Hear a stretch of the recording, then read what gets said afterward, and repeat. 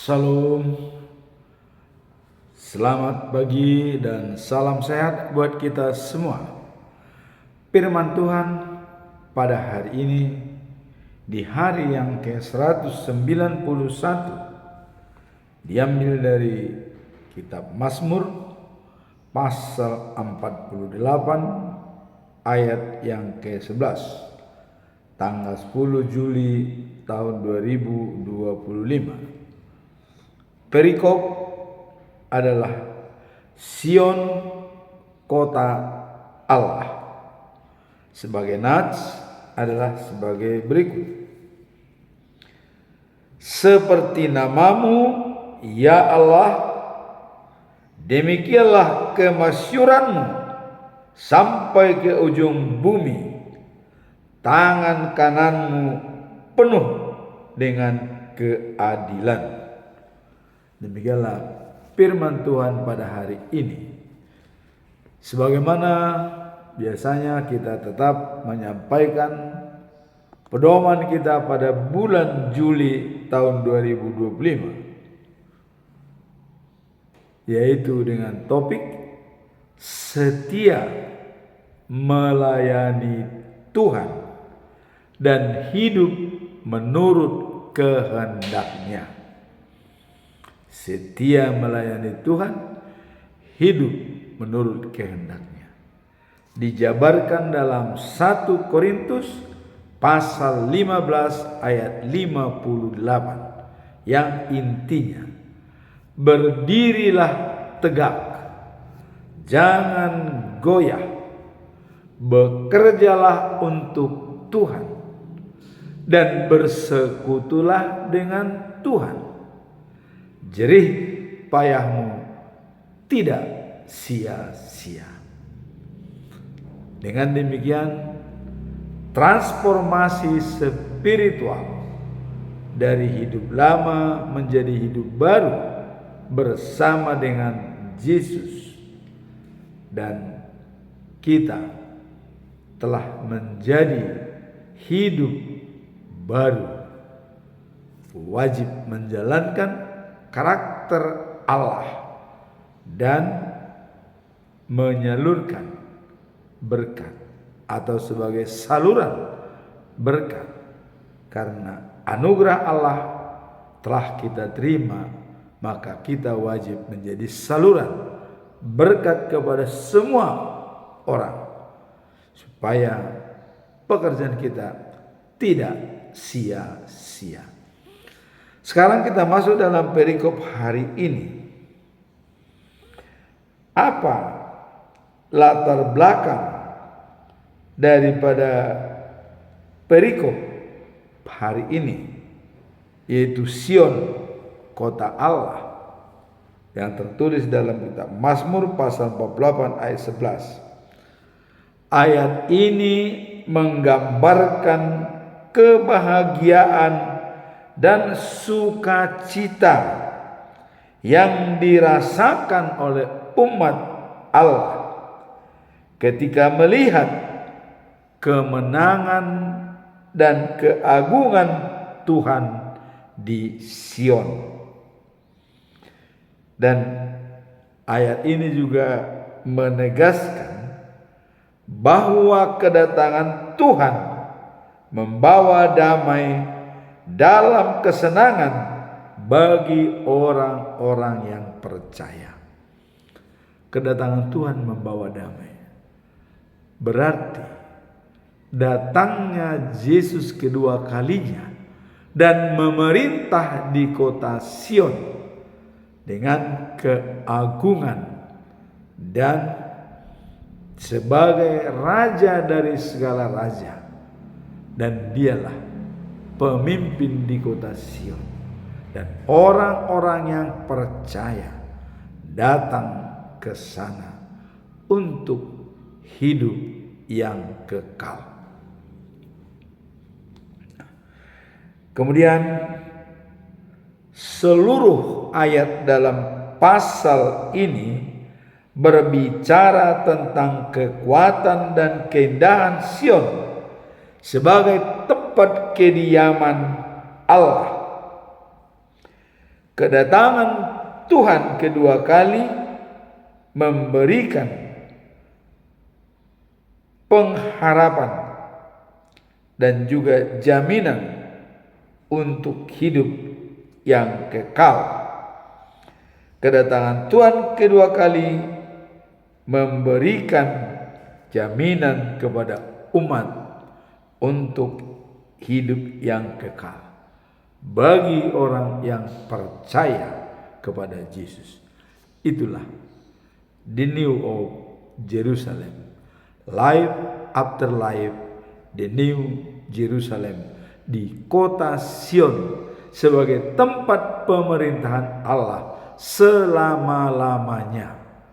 Hanya satu pemimpin dan tidak ada bait suci. Di sana langsung bertemu dengan Tuhan Allah.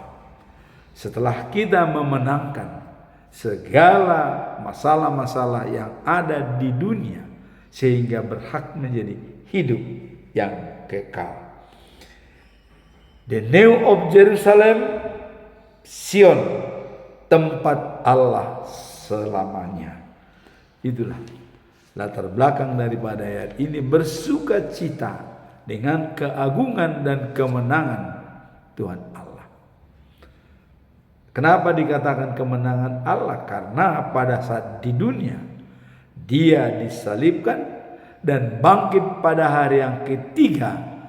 Itulah dikatakan kemenangan Allah. Dibangkitkan di antara orang mati, naik ke surga dan duduk di sebelah kanan Allah Bapa.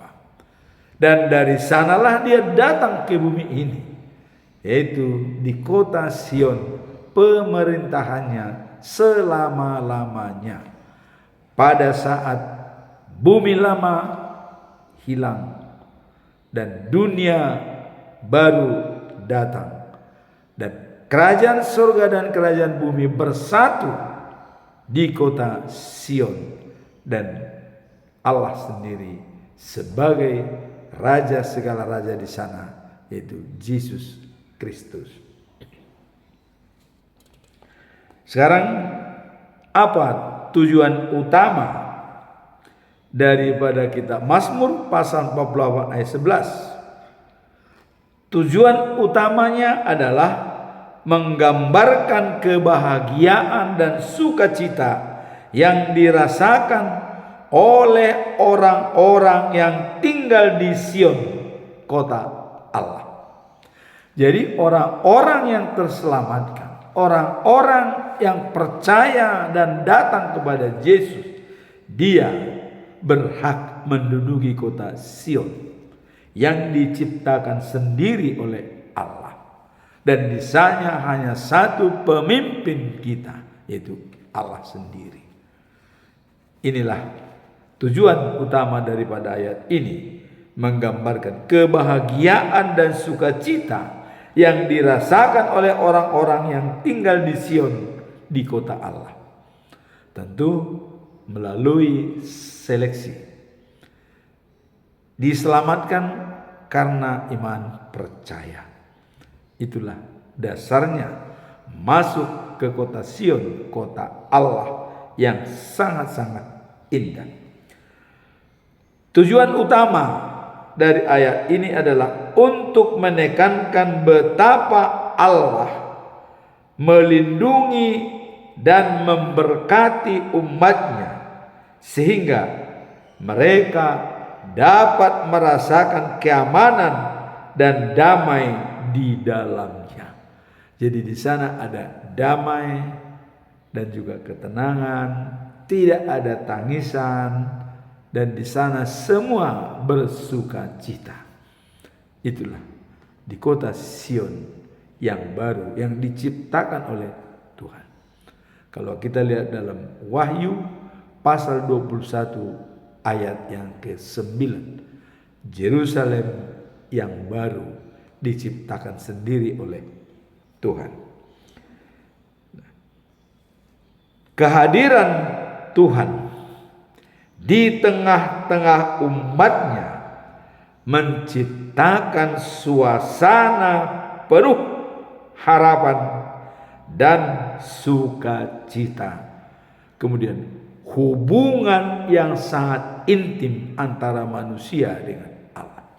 Karena di sana langsung Allah sendiri pemimpin di kota itu, berhubungan langsung dengan manusia ciptaannya. Kapan itu terjadi? Wait and see. Kita tunggu kedatangan daripada Yesus kedua kalinya untuk menjemput orang-orang yang percaya kepadanya, baik yang sudah meninggal, baik yang masih hidup saat ini. Semua dijemput untuk dibawa ke kota Sion. Apa pesan moral daripada Mazmur pasal 48 ayat 11? Pesan moralnya bagi kita adalah mengajarkan pentingnya sikap bersyukur dan menghormati kehadiran Tuhan di tengah-tengah umatnya.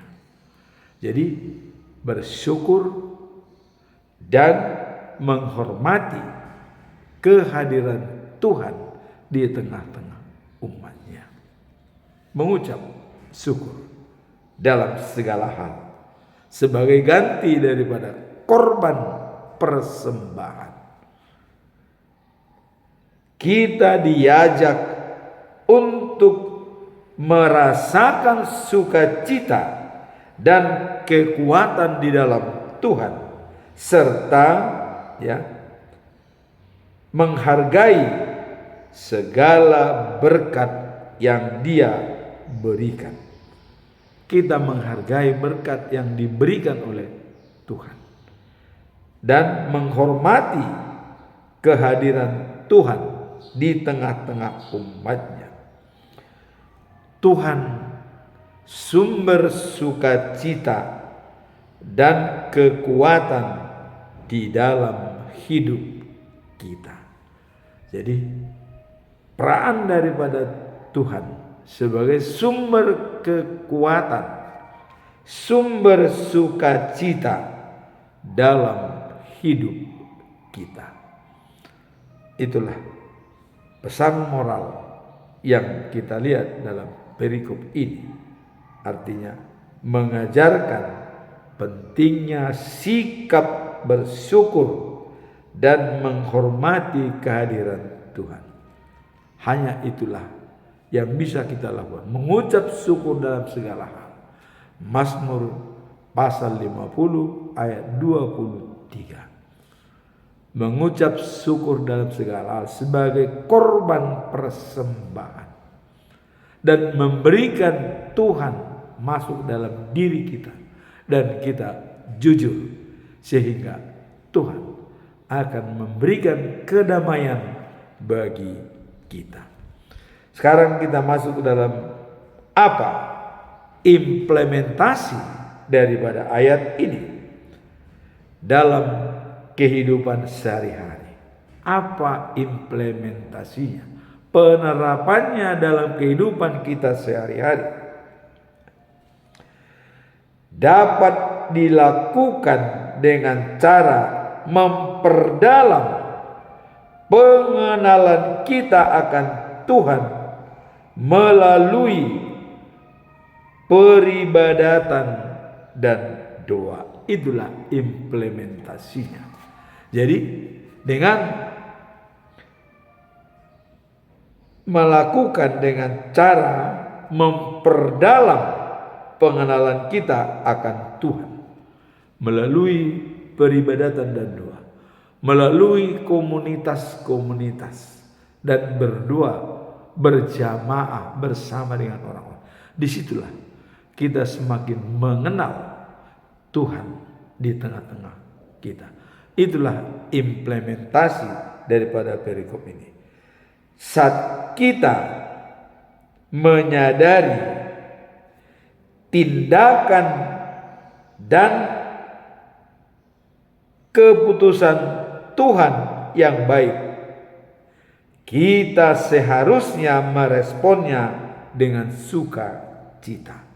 Jadi kita harus sadar dengan tindakan dan perilaku Tuhan kepada kita yang sangat baik sebagai sumber kekuatan. Kita harus meresponnya dengan baik, dengan sukacita. Tidak lagi kita merasa sedih karena Tuhan, campur tangan Tuhan dalam hidup kita. Kemudian dalam 1 Tesalonika pasal 5 ayat 16 sampai 18 ya. Nah,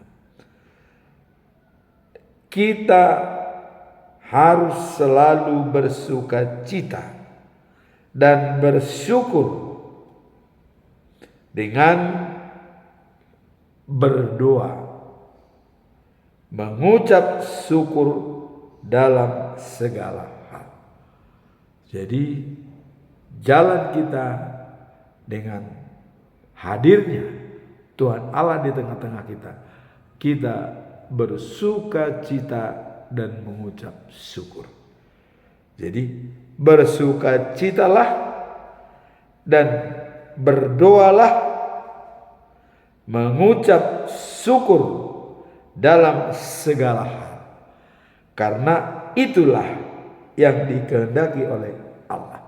1 Tesalonik pasal 6 ayat 16 sampai 18 dikatakan, bersukacitalah dan berdoalah, kemudian mengucap syukurlah dalam segala hal, karena itulah yang dikehendaki oleh Tuhan.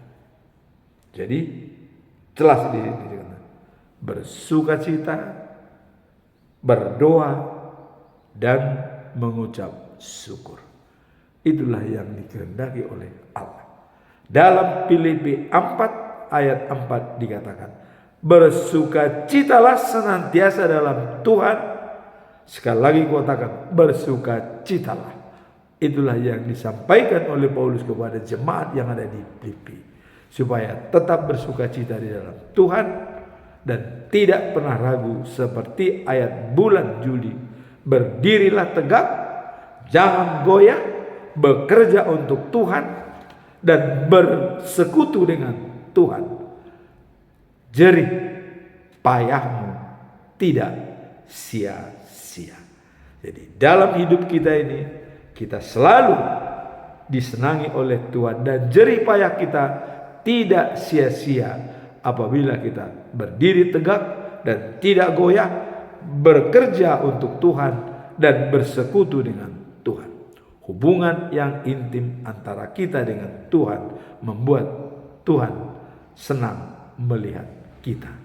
Dan tadi dikatakan, bersukacitalah, berdoalah, dan bersyukurlah, karena itulah yang dikehendaki oleh Tuhan. Amin. Tuhan memberkati kita.